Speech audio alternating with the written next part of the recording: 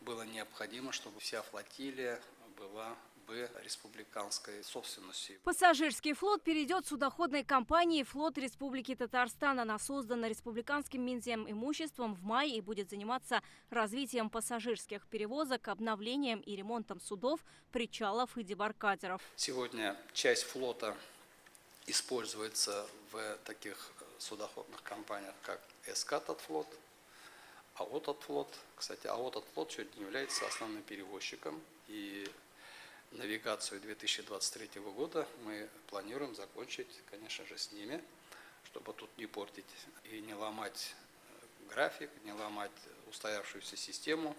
И потихоньку со следующей навигацией уже целиком вся флотилия, и новая флотилия, и старая флотилия пассажирская уже будет работать в составе нашего флота Республики Татарстан. Флот Татарстана возглавил Роман Лизалин. Он хорошо известен всей стране. Будучи капитаном судна «Арабелла» 10 июля 2011 года, он спас тонувшего теплохода «Булгария» 79 человек. Безопасность, комфорт и новый уровень обслуживания в приоритете, отметил Роман Лизалин. Если за прошлогоднюю навигацию перевезли 330 тысяч пассажиров, то к 2025 году планируют увеличить до 500 000 человек.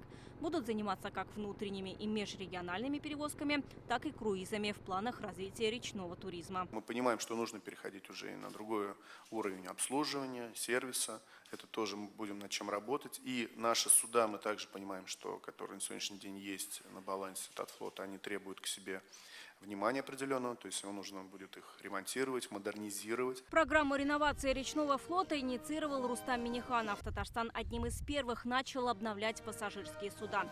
Так, новой компании 1 июня уже передали А-217-1 и «Метеор-2020», получивший имя Михаил Девитаев. Это первый новый «Метеор» за 32 года. До конца июня судоходная компания получит еще одно такое же судно. На обновление речного флота, ремонт судов, причалов и дебаркадеров в этом году выделено 2 миллиарда рублей. Зеленодольскому судостроительному заводу Рустам Минниханов поставил задачу выпускать в год по 10 «Метеоров». Это поможет быстрее обновить речной парк.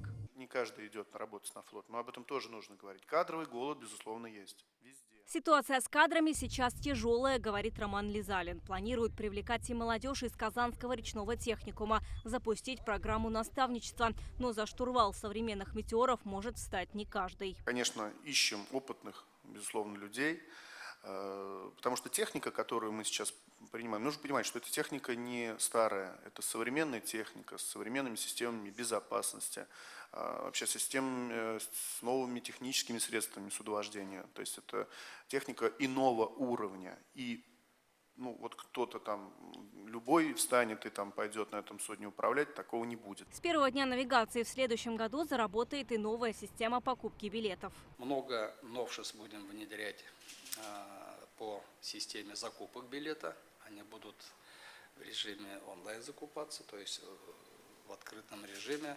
Сегодня отрабатываются модели.